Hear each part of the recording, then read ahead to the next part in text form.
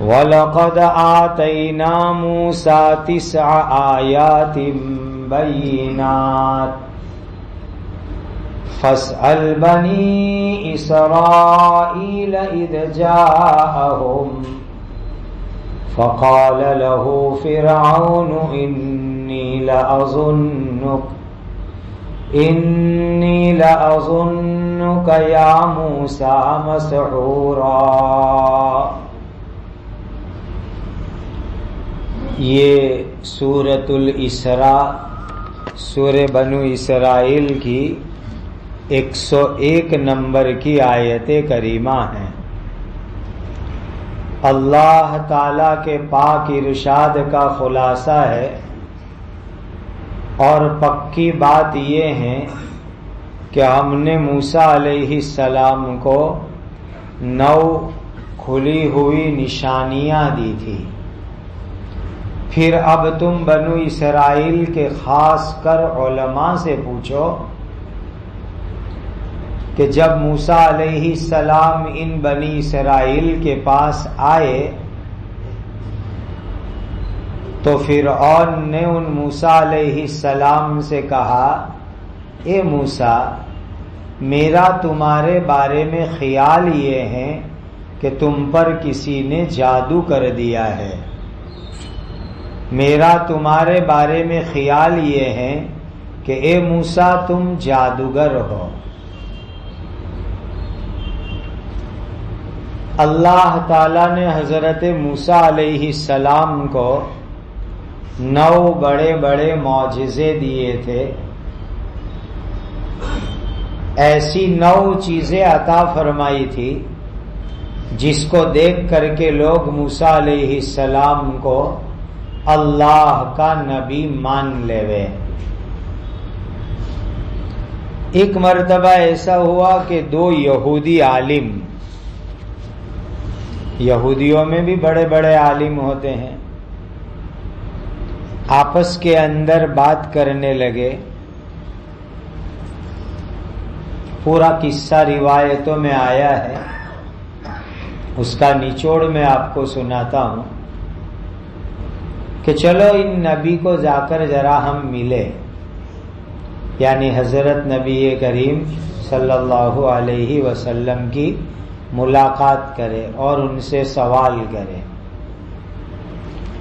تو دوسرا یہودی عالم کہنے لگا، ان کو نبی مت کہو، اس لیے کہ وہ سن لیں گے کہ یہ لوگ مجھے نبی کہتے ہیں تو ان کو لوگوں کے سامنے فخر کرنے کا موقع ملے گا کہ یہودی لوگ بھی ان کو نبی مانتے ہیں۔ چونکہ یہودی زیادہ تر حضرت نبی کریم صلی اللہ علیہ وسلم کو اللہ کا رسول مانتے نہیں تھے، اسی لیے کہا کہ چپکے چپکے بولو کہ نبی، وہ سن لے ایسے مت بولو کہ یہ نبی ہے، ورنہ سن لیں گے تو یہ فخر کریں گے کہ یہود بھی اب مجھے نبی ماننے لگے۔ کہا چلو ٹھیک ہے، جائیں گے اور جا کر کے سوال کرتے ہیں۔ تو یہ دونوں یہودی عالم حضرت نبی کریم صلی اللہ علیہ وسلم کے پاس آئے اور انہوں نے سوال کیا۔ سوال یہ کیا کہ اللہ تعالیٰ نے حضرت موسیٰ علیہ السلام کو جو 9 چیز دی تھی وہ کون سی 9 چیز تھی، ذرا آپ ہم کو بتلائیے۔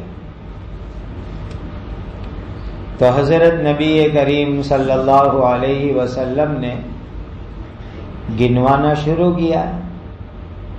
حدیث شریف میں اس کی تفصیل موجود ہے کہ 9 اللہ نے حکم دیے تھے، احکام دیے تھے، 9 قانون اللہ نے موسیٰ علیہ السلام کو عطا فرمائے تھے۔ پہلی بات یہ بتائی تھی کہ شرک نہ کرو، ایک اللہ کی عبادت کرو، اللہ کے ساتھ شرک نہ کرو۔ دوسری بات یہ دی تھی کہ چوری مت کرو، کسی کے مال میں چوری نہیں کرنی. تیسری بات یہ بتائی تھی کہ زنا مت کرو. چوتھی بات یہ کہ کسی کو بھی غلط طریقے سے قتل مت کرو. انسان کو قتل کرنا، مرڈر کرنا بہت بری بات ہے. کسی کو غلط طریقے سے ناحق بے قصور کو قتل مت کرو. پانچویں بات یہ تھی کہ بے قصور بے گناہ آدمی پر جھوٹا الزام لگا کر کے اس کو قتل مت کرو.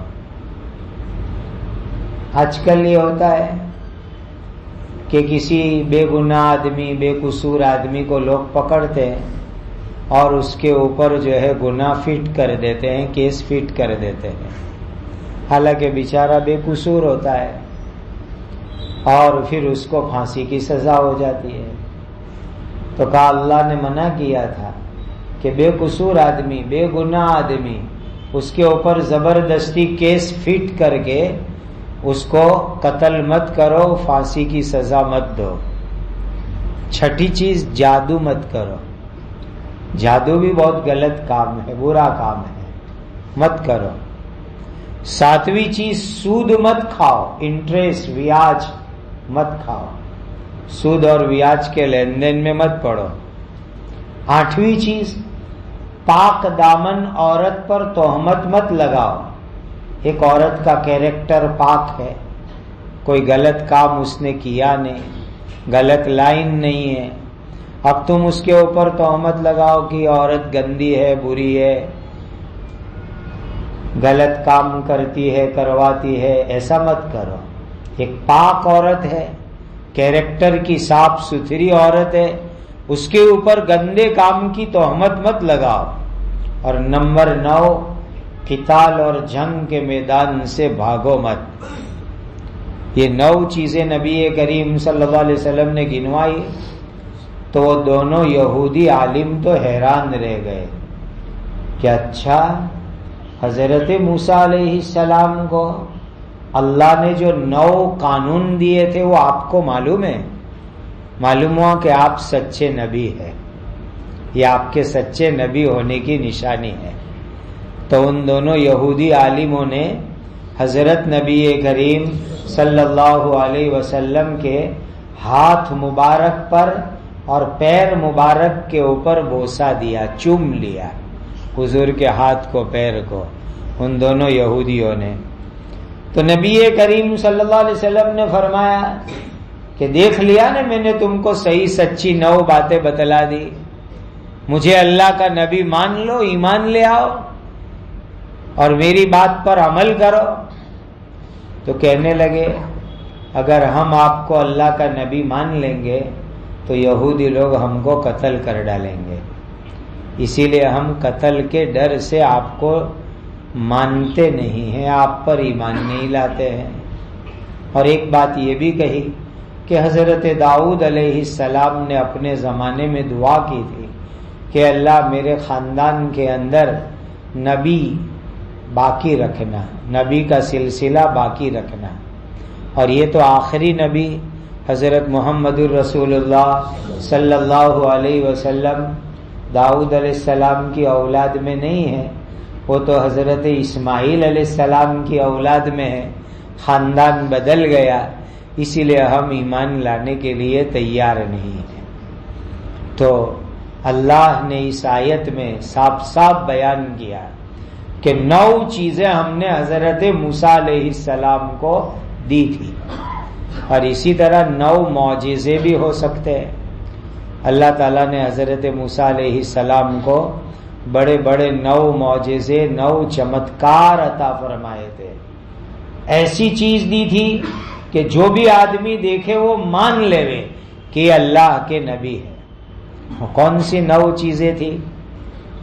9 سے زیادہ اللہ نے موسیٰ علیہ السلام کو دیا تھا، لیکن یہ 9 بڑی خاص ہے، بڑی امپورٹنٹ ہے، بڑی اہم ہے، بڑی بڑی چیزیں ہیں.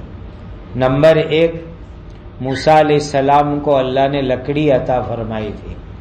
ان کے ہاتھ میں لکڑی رہتی تھی اور اس لکڑی کو زمین پر ڈالتے تھے تو وہ بڑا سانپ بن جاتی تھی. پھر لکڑی کو پکڑتے تھے تو اصلی لکڑی ہو جاتی تھی. یہ اللہ کی طرف سے ایک معجزہ دیا گیا تھا. دوسری چیز یہ ہاتھ، یہ ہتھیلی کو یوں بائیں بغل میں لے جاتے تھے اور نکال کے کھینچتے تھے تو وہ چمکدار ہو جاتی تھی، سفید.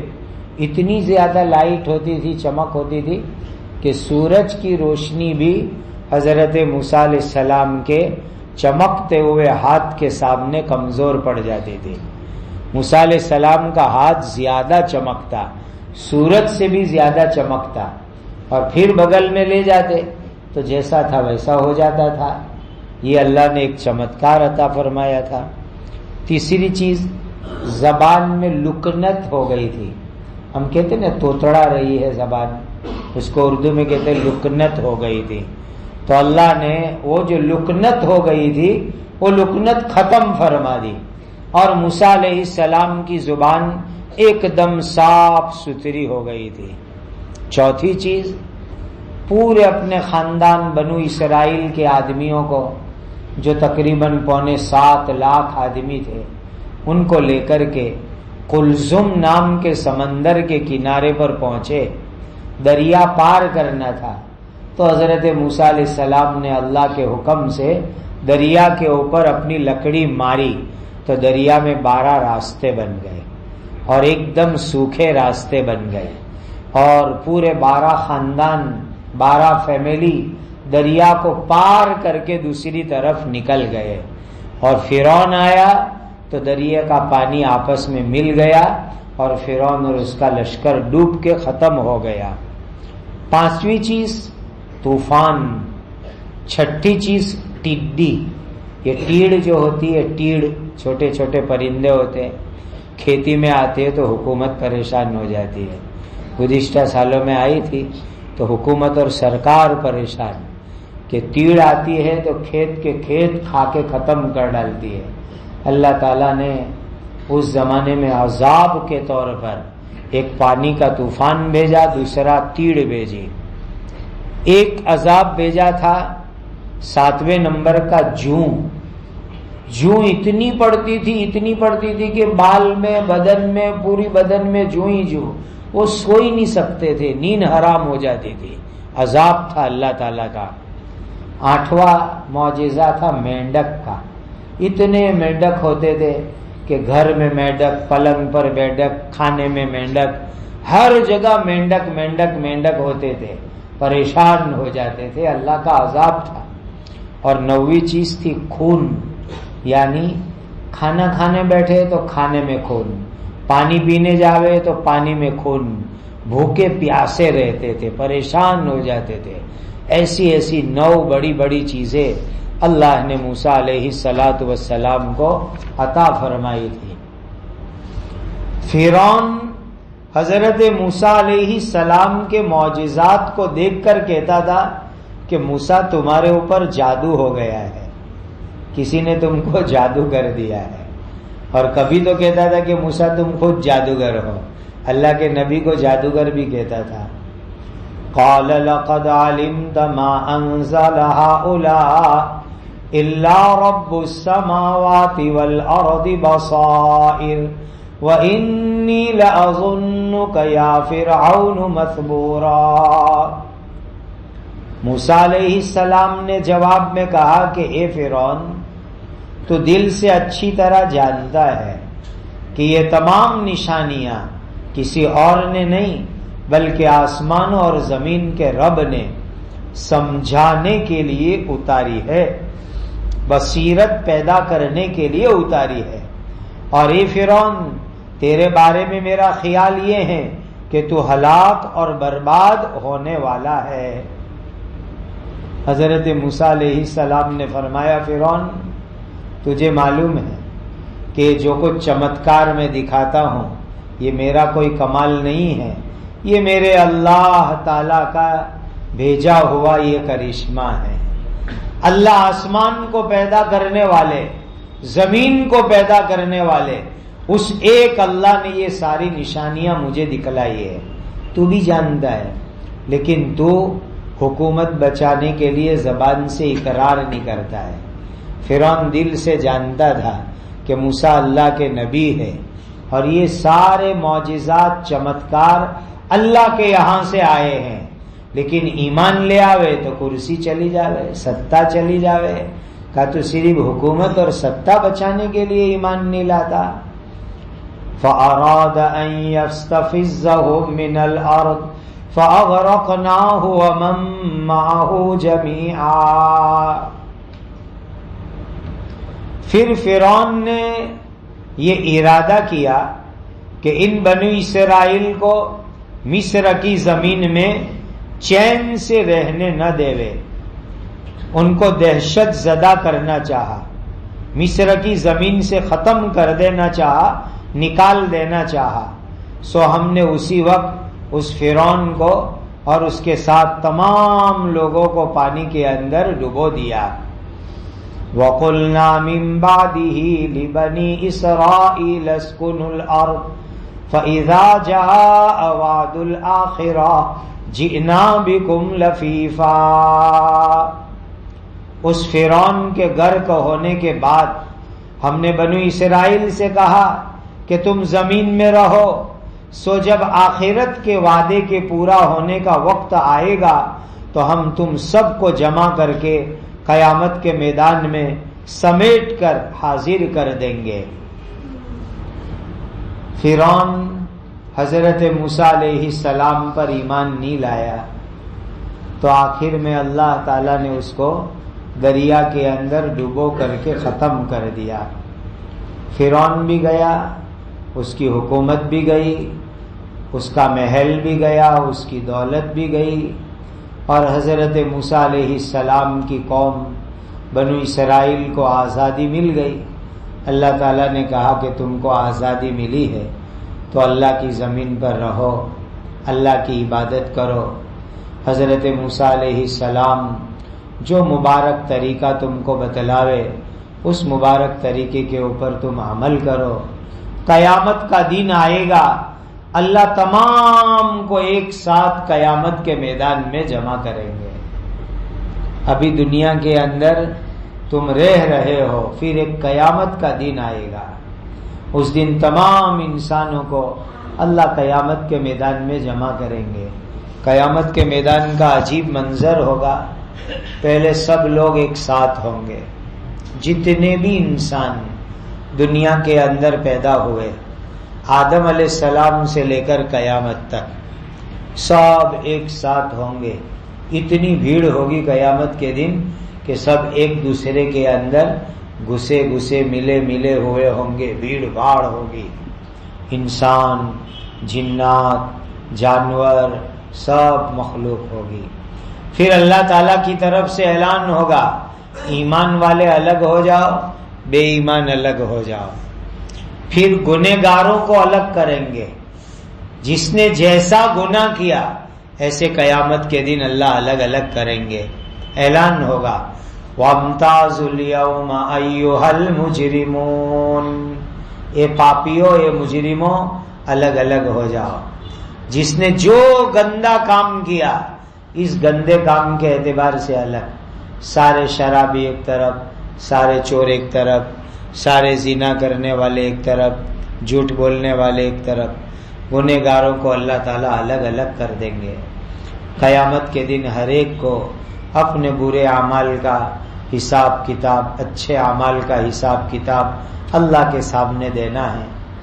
وَبِالْحَقِّ أَنزَلْنَاهُ وَبِالْحَقِّ نَزَلَ وَمَا أَرْسَلْنَاكَ إِلَّا مُبَشِّرًا وَنَذِيرًا، اور قرآن کو سچائی کے ساتھ ہم نے اتارا، اور قرآن سچائی کے ساتھ ہی اترا، اور ہم نے تم کو نیک لوگوں کے لیے جنت کی خوشخبری سنانے والا بنا کر اور نافرمانوں کو عذاب سے ڈرانے والا بنا کر بھیجا ہے۔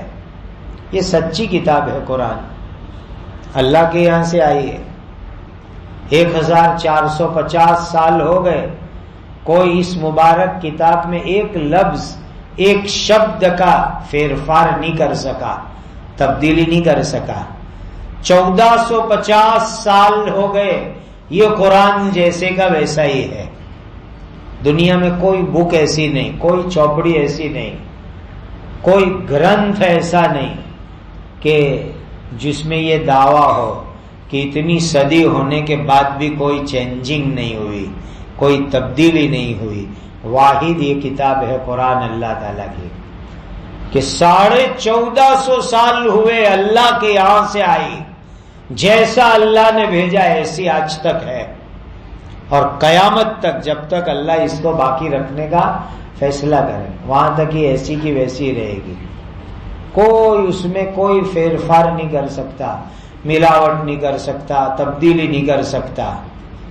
1450 سال میں دنیا میں کیسی کیسی لوگ آئے، کیسی کیسی کھوپڑی کے لوگ آئے، کیسی کیسی طاقت کے لوگ آئے، اور لوگوں نے جات جات کی کوشش کی قرآن میں چینجنگ کرنے کی، ملاوٹ کرنے کی۔ ایسا نہیں کہ نہیں کی، بہت ٹرائی کی لوگوں نے کہ قرآن کی کوئی آیت بدل دے وے، کوئی لفظ بدل دے وے، کوئی چیز بدل دے وے، بہت کوشش ہوئی، لیکن کوئی کوشش آج تک کامیاب نہیں ہوئی، اور انشاءاللہ قیامت تک کامیاب نہیں ہوگی۔ یہ کتاب ہے اللہ کی، اللہ کے یہاں سے آئی، اور جیسی آئی ویسی آج تک موجود ہے۔ اور حضرت نبی کریم صلی اللہ علیہ وسلم کے لیے اللہ تعالیٰ فرماتے ہیں کہ ہم نے آپ کو ایمان جو لاوے اس کو جنت کی خوشخبری سنانے والا بنا کے بھیجا۔ حضور نے 2 کام بڑے کیے۔ ایک کام لوگوں کو کہا کہ جو ایمان لائے گا اس کو جنت ملے گی، اور جو ایمان نہیں لائے گا وہ جہنم کی آگ میں جائے گا۔ وَقُرْآنًا فَرَقْنَاهُ لِتَقْرَأَهُ عَلَى النَّاسِ عَلَى مُكْثٍ وَنَزَّلْنَاهُ تَنزِيلًا۔ اور ہم نے قرآن کے جدا جدا حصے بنا دیے، اور قرآن کے یہ ہم نے آیات سورت وغیرہ سے جگہ جگہ فصل کر دیا تاکہ تم اس کو لوگوں کے سامنے ٹھہر ٹھہر کر پڑھو، اور ہم نے قرآن کو تھوڑا تھوڑا کر کے اتارا ہے۔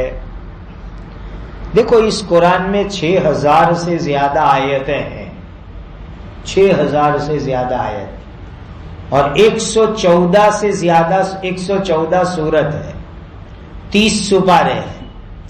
اللہ تعالیٰ نے کتنی اچھی ترتیب بنائی۔ اگر یہ قرآن کنٹینیو ہوتا، 6000 آیت کنٹینیو ہوتی، لگاتار ہوتی، تو لوگ اکتا جاتے، سمجھ نہیں پاتے۔ اللہ تعالیٰ نے تھوڑے دیر میں چیپٹر چینج کیے، پرکرن بدلے، سورتیں بدلی، آیتیں بدلی۔ دیکھو قرآن میں 114 سورت ہے، قرآن شروع کیا 7 آیت آئی، الحمد شریف ختم۔ پھر سورہ الف لام میم چالو ہوئی، وہ تیسرے سپارے تک چلی، اور تیسرے سپارے میں آ کے سورہ الف لام میم ختم۔ پھر سورہ آل عمران چالو ہوئی، پھر وہ ختم۔ پھر تیسرے سپارے میں جب جاتے ہیں تو تھوڑی دیر میں سورت ختم ہو جاتی ہے، چھوٹی چھوٹی صورتیں۔ تو بڑی سورت چھوٹی سورت ملا کر کے 114 سورت قرآن مجید کے اندر ہے۔ اب یہ سورت نئی چالو ہوگی، پرانی ختم ہوگی، تو لوگوں کو ذرا دھیان رہتا ہے، سمجھنے میں بھی آسانی رہتی ہے، دلچسپی اور شوق بھی باقی رہتا ہے کہ ایک چیپٹر ختم ہوا، نئے چیپٹر میں کیا آئے گا، ایک پرکرن ختم ہوا، نئے پرکرن میں کیا آئے گا، ایک سورت ختم ہوئی، نئی سورت میں کیا آئے گا، ایک آیت ختم ہوئی، نئی آیت میں کیا آئے گا۔ قرآن میں چھوٹی آیت بھی ہے، بڑی آیت بھی ہے، جیسے سورت کی سائز چھوٹی بڑی ہے۔ سب سے بڑی سورت سورہ بقرہ الف لام میم والے، اور سب سے چھوٹی سورت ہم یاد جانتے ہیں انا اعطیناک قل هو اللہ والعصر، وہ تو ہم کو یاد ہی ہے، چونکہ نفل نماز میں اسی کو ہم پڑھتے ہیں، سنت میں اسی کو پڑھتے ہیں۔ تو یہ چھوٹی چھوٹی سورت اور وہ بڑی بڑی سورت، تو آیت بھی بڑی ہے چھوٹی بھی ہے۔ ایک دم چھوٹی آیت قاف، بس چھوٹی آیت، سب سے چھوٹی آیت ایک حرف کی قاف نون، اور بڑی بڑی آیت بھی ہے۔ آیت مدائنہ سورہ بقرہ میں لے لو، بہت لمبی آیت۔ تو اللہ نے قرآن کے اندر لمبی آیت بھی رکھی، چھوٹی آیت بھی رکھی، درمیان کی بھی رکھی، صورت بھی بڑی رکھی، چھوٹی رکھی، درمیان کی رکھی، اور 22.5 سال میں اللہ نے قرآن دنیا میں اتارا۔ بس 22.5 سال لگے قرآن کو دنیا کے اندر آتے ہوئے۔ قل آمنوا به او لا تؤمنوا ان الذين اوتوا العلم من قبله اذا يتلى عليهم يخرون للاذقان سجدا۔ اے نبی، تم ان کافروں کو کہہ دو کہ تم اس قرآن پر ایمان لاؤ کہ نہ لاؤ، یقیناً جن لوگوں کو اس قرآن سے پہلے آسمانی کتابوں کا علم دیا گیا تھا، جب ان کے سامنے قرآن کی آیت تلاوت کی جاتی ہے تو وہ تھوڑیوں کے بل سجدے میں گر جاتے ہیں۔ اللہ تعالیٰ نے صاف صاف اعلان کر دیا کہ قرآن اللہ کی بہت بڑی نعمت ہے۔ جو ایمان لائے گا اس کی اپنی خوش نصیبی ہے، جو ایمان نہیں لائے گا وہ اس کی اپنی محرومی ہے۔ جو ایمان لائے گا اللہ اس سے راضی ہوں گے، جنت دیں گے۔ جو ایمان نہیں لائے گا اللہ ناراض ہوں گے اور اس کو جہنم عطا فرمائیں گے۔ سبحان اللہ، کتنی بڑی بات فرمائی۔ اور پچھلے زمانے کے اندر جو لوگ تھے، یہودی عیسائی، خاص کر کے حضرت نبی کریم صلی اللہ علیہ وسلم کی مبارک زمانے کے اندر جو یہودی اور عیسائی تھے، اس میں سے کچھ بڑے سمجھدار تھے۔ وہ جانتے تھے کہ حضرت محمد صلی اللہ علیہ وسلم اللہ کے سچے رسول ہیں، قرآن اللہ کی سچی کتاب ہے، وہ جانتے تھے، مانتے تھے۔ اور ان کے سامنے جب قرآن کی آیت پڑھی جاتی تھی تو وہ اللہ کے سامنے سجدہ کرتے تھے۔ اے اللہ، آپ نے کتنا سچا قرآن جو ہے دنیا کے اندر اتارا، کتنی سچی یہ کتاب ہے، کتنے سچے نبی دنیا کے اندر بھیجے۔ اور تورات میں، انجیل میں آخری نبی آنے کی جو خوشخبری دی گئی تھی، کہ وہ آخری نبی کا دیدار اور زیارت آپ نے ہم کو نصیب فرمائی۔ تو جو سمجھدار یہودی عیسائی تھے وہ قرآن کی آیت سن کے سجدہ کرتے تھے۔ اسی لیے یہ آیت بھی آیت سجدہ ہے، سجدہ کرنا واجب ہے۔ اسی لیے مجلس کے بعد سب لوگ سجدہ کر لے وے۔ وَيَقُولُونَ سُبْحَانَ رَبِّنَا إِن كَانَ وَعْدُ رَبِّنَا لَمَفْعُولًا وَيَخِرُّونَ لِلْأَذْقَانِ يَبْكُونَ وَيَزِيدُهُمْ خُشُوعًا۔ اور وہ زبان سے یہ کہتے ہیں کہ ہمارے رب کی ذات وعدے کے خلاف کرنے سے پاک ہے، اور ہمارے رب کا وعدہ تو پورا ہو کر کے ہی رہتا ہے۔ اور روتے ہوئے تھوڑیوں کے بل زمین پر گر جاتے ہیں، اور یہ قرآن ان کی عاجزی کو اور زیادہ کر دیتا ہے۔ قرآن کی تلاوت کے وقت پر معلوم ہوا کہ رونا یہ مستحب ہے، ثواب ہے۔ یعنی اللہ تعالیٰ جو وعدہ بھی کرتے ہیں، اللہ تعالیٰ ہر وعدے کو پورا ہی فرماتے ہیں۔ اللہ تعالیٰ نے جس زمانے کے اندر جس نبی کو بھیجنے کا وعدہ فرمایا، وہ وعدہ اللہ نے پورا کیا۔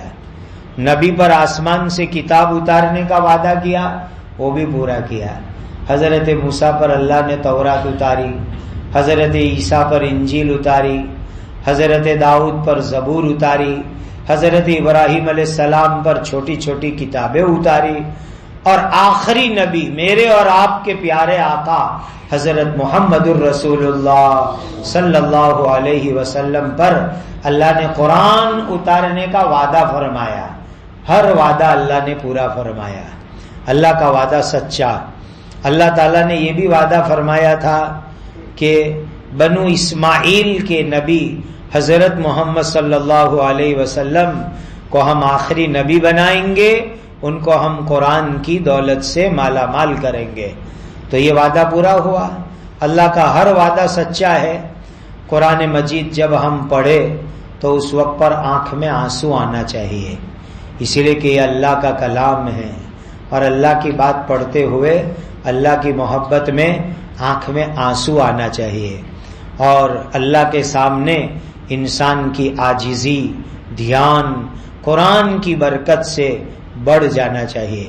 وَيَزِيدُهُمْ خُشُوعًا، یہ آیت سجدہ ہے، اس پر سجدہ کرنا ضروری ہے۔